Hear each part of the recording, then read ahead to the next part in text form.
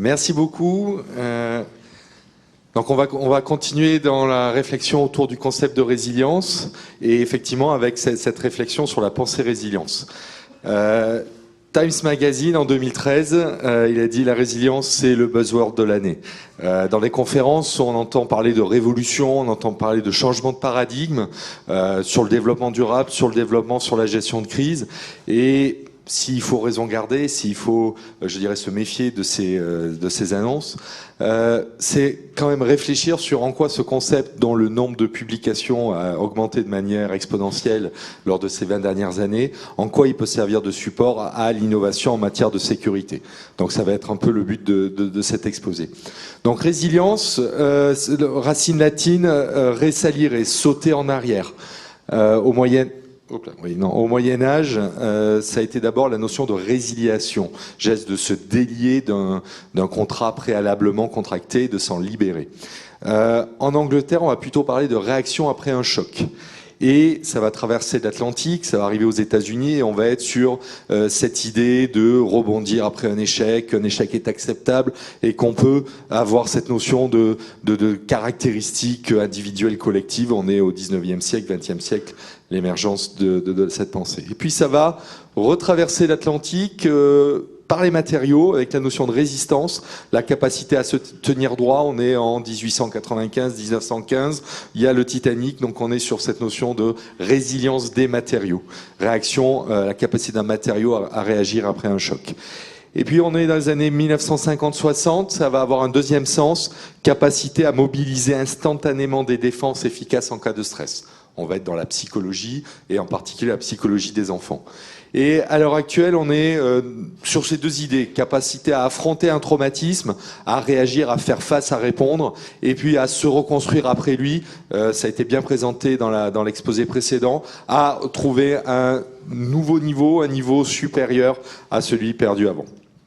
Alors, cette pensée résilience, avant de parler de changement de paradigme, se dire effectivement, est-ce que ce concept de résilience change fondamentalement l'interaction entre notre manière de penser et un objet, que ce soit une infrastructure critique ou d'autres activités. Et si on fait un peu une synthèse des réflexions, pour être résilient, un système doit être exposé à des menaces significatives ou bien une adversité sévère et réussir à s'adapter malgré des conditions négatives, tout en sachant que le processus d'adaptation impacte son environnement. On est sur des systèmes multi-échelles, on peut à un certain niveau d'échelle s'adapter correctement, faire face à la surprise, mais on va mobiliser des ressources, on va avoir un coût, et cette adaptation correcte, réussie, dite résiliente à un certain niveau, peut impacter à un autre niveau d'échelle. Alors, cette pensée résilience, elle émerge autour d'un ensemble de contextes. Le premier, c'est la maîtrise de la complexité et la non-linéarité.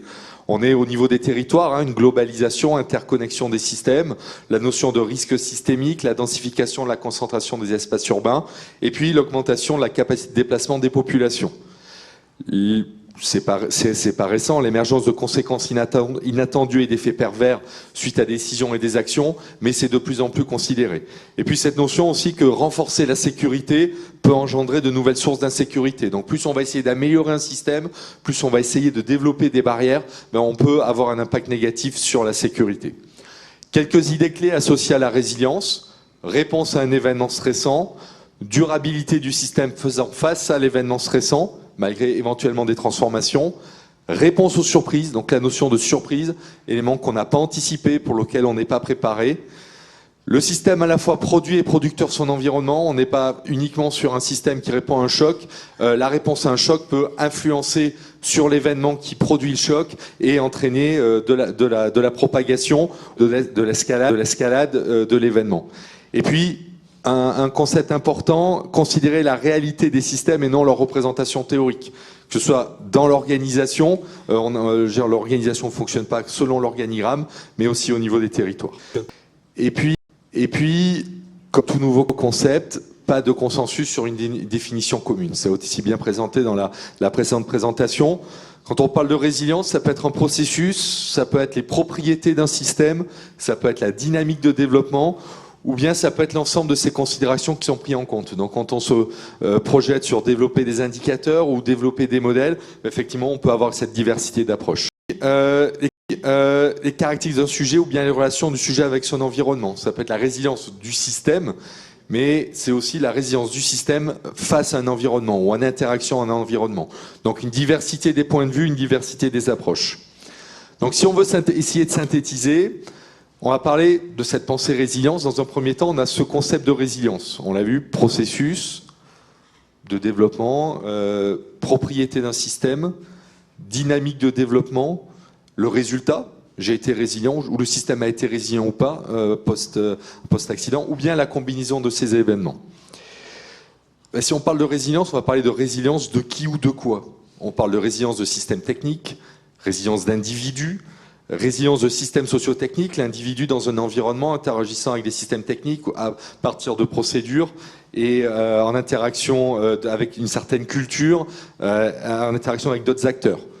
Résilience de groupe ou de communauté, donc on est sur c'est les quartiers, c'est les associations, d'organisation, de réseaux, de territoires ou bien de systèmes socio-écologiques, hein, de systèmes beaucoup plus larges.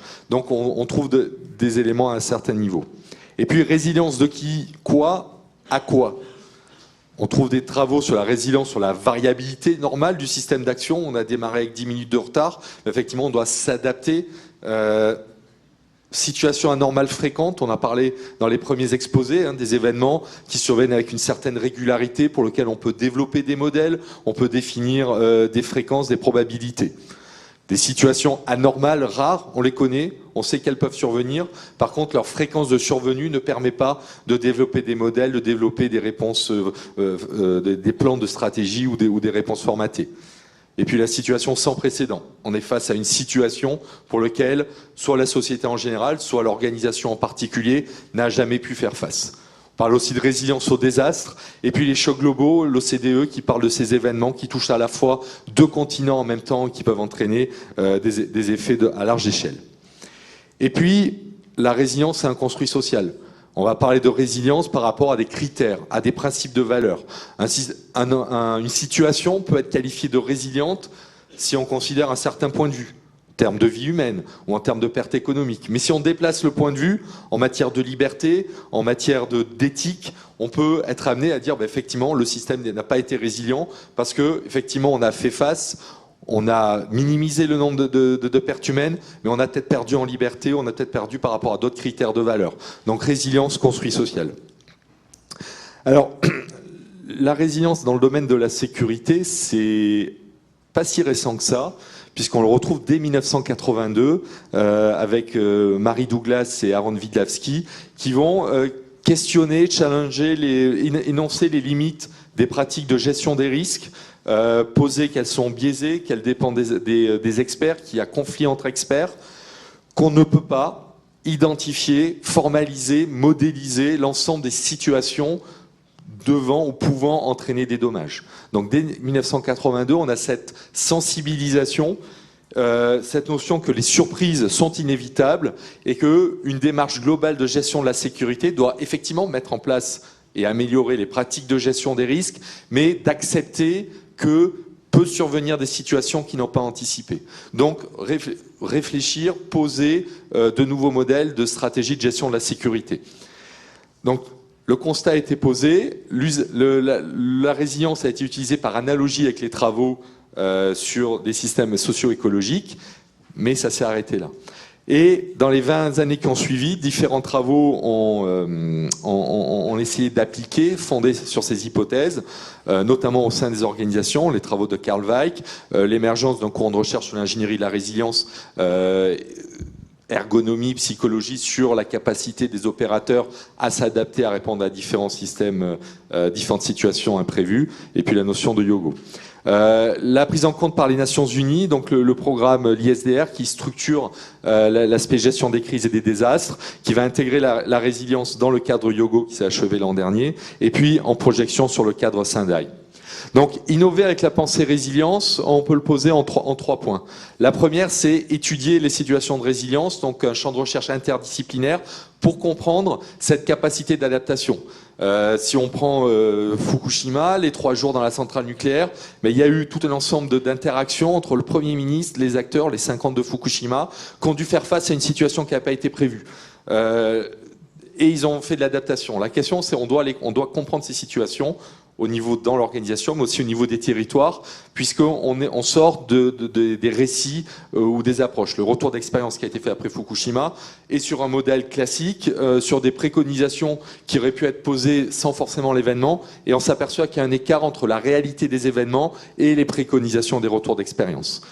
De la compréhension des situations, on doit passer à la gestion de la résilience. Ça a été énoncé dans la précédente. C'est des indicateurs, des méthodes pouvant améliorer, se mettre en place dans un processus d'amélioration continue.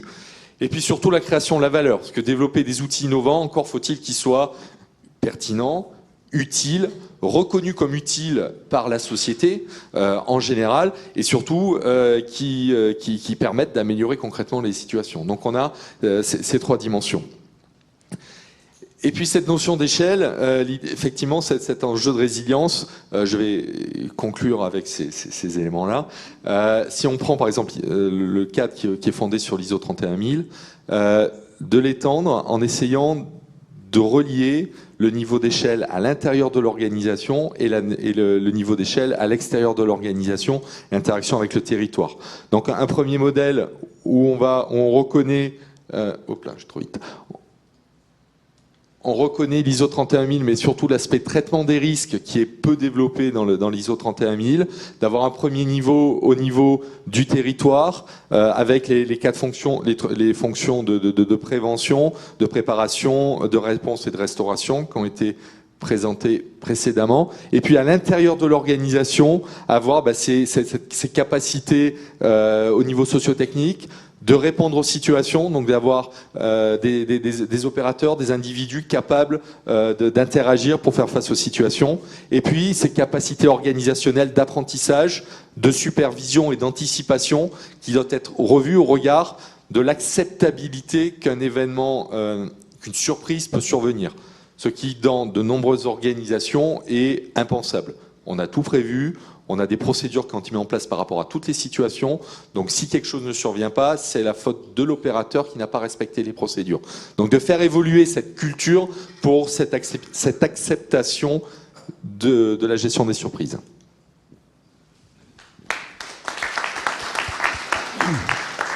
Je vous remercie.